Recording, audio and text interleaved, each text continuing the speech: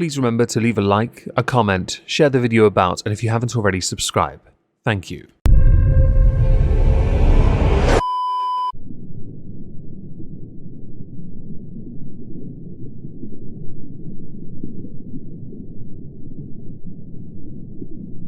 Well, isn't this just fantastic? Captain's log, subdates 230208.4. The second meeting ended with Spoon almost blowing our entire cover. As punishment, we're going to publicly flog Bork after we stripped him naked, bound him, and harvested a few of his organs with spoons. I'm sure the forks acting as spoons will love that. Hello everyone, welcome to a belated and or early, depending on where you are in the world and how you interpret this series, This Week at Twitter.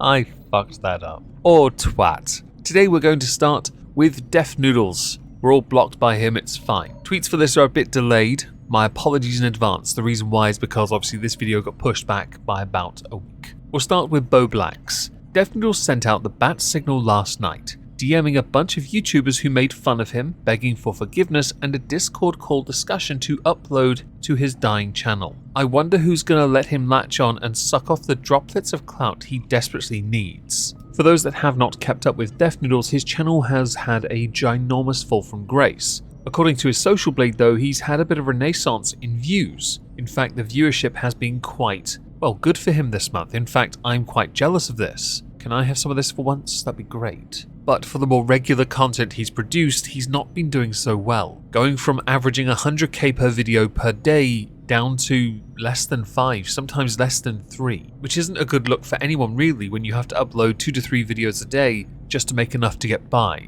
Many commentary channels called him out for his disingenuous behavior, inability to source correctly, handling of criticism, his ability to deflect, and his fobbing off of a lot of problems that are quite easily resolvable if he learnt to introspect. These are valid criticisms many of us have had to deal with. I am no exception to this, by the way. The rumour was he'd been reaching out to some creators to try and resolve differences to rebuild a reputation that is in tatters. Whether or not he'll succeed in that, I'm not entirely sure, but I want everyone to do well on this platform regardless, and if one can improve, then of course, one should be afforded the chance to improve. Jack's Media YouTube tweeted out Def Noodles on his drama with Bo Blacks. Included is a 39-second video. Is Bo Blacks. So Bo Blacks and I had a misunderstanding last year. I think it was around this time as well, maybe a little bit before this. I don't even remember what caused our misunderstanding, but we made videos about each other. Oh, I remember. It was like something he tweeted. It was so silly. It was something he tweeted. I made it a segment on one of my videos. He responded in his video, and then I responded in another video. I don't even remember like how it got that heated. In truth, I'm not entirely sure what the issue was back then between the two of them. And yes, that was a reduced version, the dead air was removed. No criticism levied at anyone, it's just fair use is applicable to all content. Ideally, you want to keep a clip less than 30 seconds. Now, if there's any truth to Def Noodles trying to reach out to people to perhaps rebuild or reforge friendships or reputation, it is down to the individual creator as to whether or not they do something about it. I can say, hand on heart, as I am a literal nobody, Def Noodles has never messaged me once, and I don't think I carry enough oomph in my clout closet to be worthy enough of any discourse with Def Noodles. So let's move on to some audience participation. I have 5 for you to go through. Yeah, I know. This is going to be fun. The first I saw via Tiki Bomber. Read, it would fix all my past mistakes. A retweet of Amuse. I'd pick blue, how about you? Included the image, blue door, you go back in time and fix all your mistakes. Red door, 10 million in cash. I see no reason to go back in time and fix mistakes because I've only ever learnt from those mistakes. The guilt will plague, of course, but that is a fundamental part of keeping us in check. I also think red is for winners, so I'd go with red because cha-ching. Also, I can give some of that money to my sisters, and I could in turn live quite content, happy, and I wouldn't be doing videos anymore. I seriously wouldn't. The second, name a game with a 10 out of 10 soundtrack. Now there's an image included with a bunch of games on there, from various different consoles. For me, the winner has to be, above all others, Pac-Man. It is iconic. But Bomberman, or can we still not play that anymore? What about the soundtrack to Pong and Tetris? Yeah? Maybe Sonic. I'll go with Sonic. I have a Mega Drive. We'll play it safe and go with that. Or how about the soundtrack? To all those NPCs and people who play who are unalived in various Resident Evil games, the sound effect for the screams when you die, that soundtrack is mwah, chef's kisses. Next, which one is your all-time favorite gaming series? Now this is a fascinating list, as you can see from the image. The thing for me is, there are a couple on here that I would say are my favorite. Crash Bandicoot, Grand Theft Auto, Devil May Cry, Pokemon, obviously Pokemon. Sonic is fantastic. Mario, yeah sure, why not? God of War, I don't have much experience but the gameplay looks amazing. Resident Evil improved so much, had a dip and returned to form. So I can't pick one. I really can't. But I do notice a complete lack of inclusion concerning Tetris. What about Kid Chameleon? Can we have that? It's just one game. The final one, because it turns out there was 4 not 5, comes from Benji Simon. Yo, I got 0. Any suggestions where to start?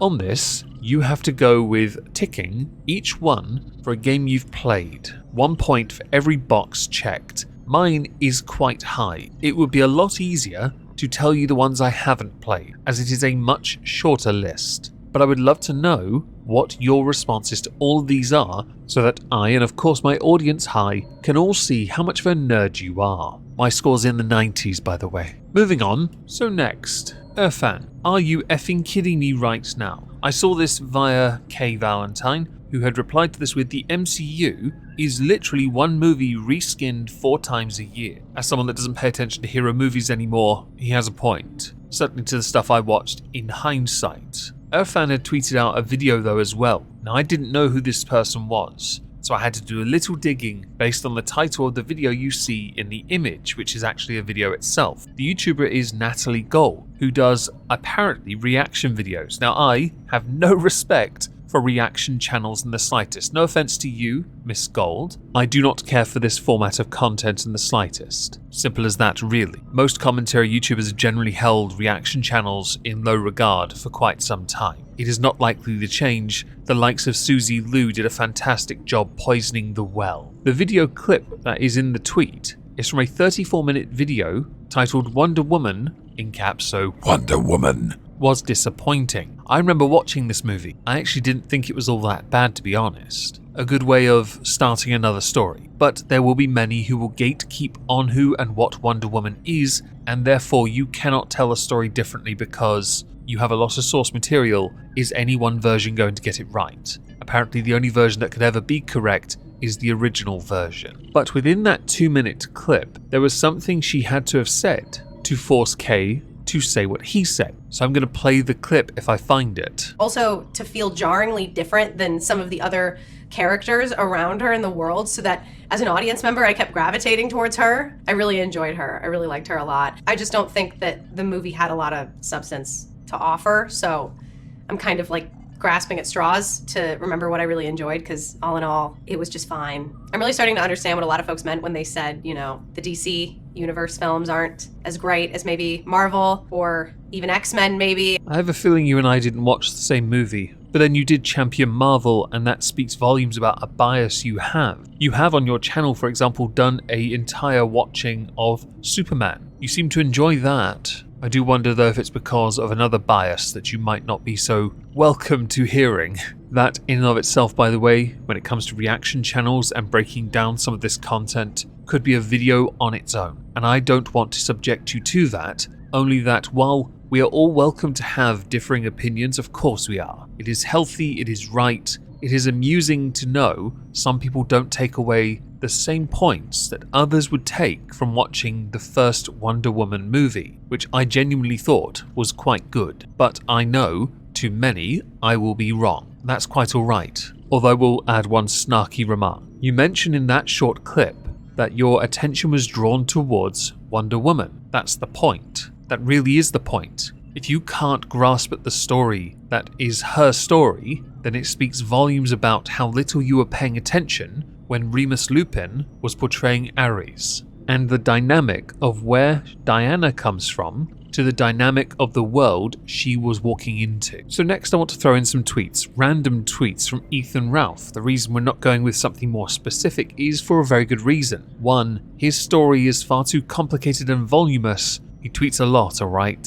A lot of it is deflection, projection, and highly animated. It gets quite funny. Certainly the more recent arc concerning himself and his wife. Is it ex-wife yet? Does he now have a second ex-wife to pay alimony to and child support yet? So the first tweet, trust no bitch. The second, lol, some guy took a picture of me at JFK Airport. Awesome feeling. I don't know if it is. The third, a retweet of himself, putting information out there, but I'm not entirely sure if it counts as a dox or not, so I'm going to cover the name that he references. So the name, I know where you work, I know how you build your company unethically, and I know a lot more. Think carefully, because I'm an internet shitlord and you aren't. Oh, and I know what a whore daughter, Alana, is. Could suck the chrome off a hubcap. Don't ask me how I know. Retweeted with, she swallows too. Reply, I wonder what Rosie is gonna think when she grows older and she sees all this. To which Ethan replies, I don't really care. This is not a good look. It really isn't. How's Italy working out for you?